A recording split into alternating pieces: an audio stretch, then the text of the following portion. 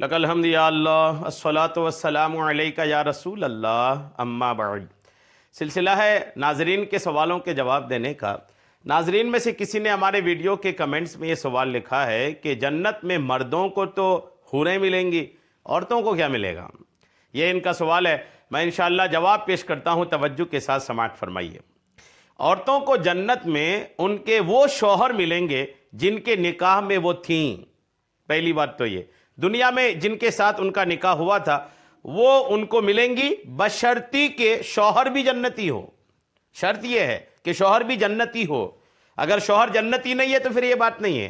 شوہر اور مرد دونوں اگر جنتی ہیں تو شوہر، یہی دنیا کی شوہریں عورتوں کو جنت میں ملیں گی۔ اگر کسی عورت کا شوہر جنت میں نہ جا سکا تو وہ کسی اور جنتی مرد کے نکاح میں دے دی جائے گی۔ اگر اس کا اپنا دنیا کا شوہر جنت میں نہیں جا سکا تو کسی جنتی مرد کے ساتھ، دوسرے کسی جنتی مرد کے ساتھ جنت میں اللہ کریم اس کا نکاح فرما دے گا۔ اسی طرح جو عورتیں کنواری فوت ہوئیں، جو عورتیں شادی نہیں ہوئی دنیا میں، کنواری ہی رہ گئیں، وہ بھی جنت میں کسی مرد کی زوجیت میں، کسی مرد کی نکاح میں چلی جائیں گی۔ اس کے علاوہ جنت کی نعمتیں مثلا محلات، لباس، غذائیں اور خوشبو وغیرہ مرد و عورت میں مشترک ہیں۔ اس کے علاوہ باقی چیزیں جو جنت میں ہیں وہ سارا مرد و عورت میں مشترک، یعنی دونوں شریک ہیں اس میں۔ البتہ دیدار الہی میں اختلاف ہے، اور صحیح یہ ہے کہ دونوں کو ہوگا۔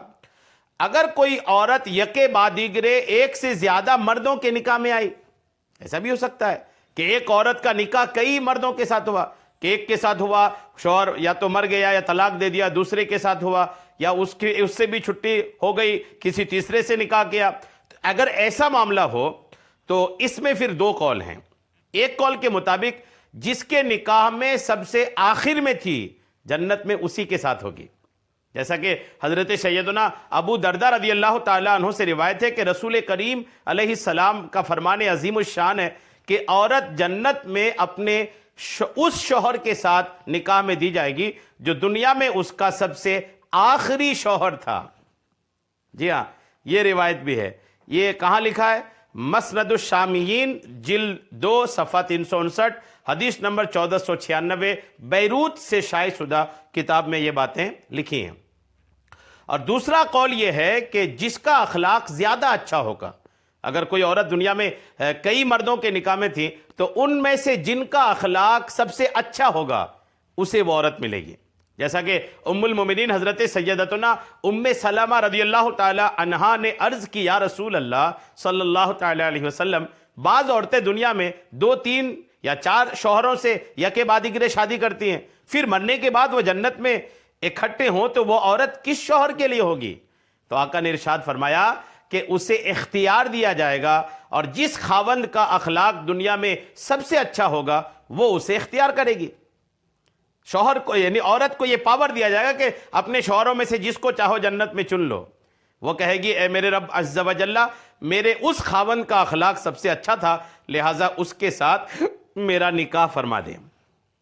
جی ہاں، یہ بھی ایک روایت ہے۔ یہ حدیث پاک کہاں ہے؟ آپ اس کا حوالہ بھی نوٹ کریں۔ یہ موجب کبیر کے جلد نمبر 23 کے صفحہ 368، حدیث نمبر 870 جو بیروت سے چھپی ہے، اس میں یہ حدیث پاک ہے۔ ان دونوں احادیث و اقوال میں کوئی تعارض یعنی ٹکراؤ نہیں ہے۔ جیسا کہ سیدنا امام احمد بن حجر مکی شافعی رحمۃ اللہ علیہ فرماتے ہیں کہ جس عورت نے یکے بعد دیگرے کئی نکاح کیے ہوں اور ہر شوہر نے اس کو طلاق دے دی ہو مگر آخری خاوند نے اسے طلاق نہ دی ہو اور وہ اس کے نکاح میں فوت ہوئی، تو اس صورت میں وہ جنت میں آخری شوہر کے نکاح میں ہوگی، جیسا کہ حضرت سیدنا ابو دردہ رضی اللہ تعالی عنہ کی حدیث میں ہے جو فتاوی حدیثیہ صفحہ 70 میں ہے۔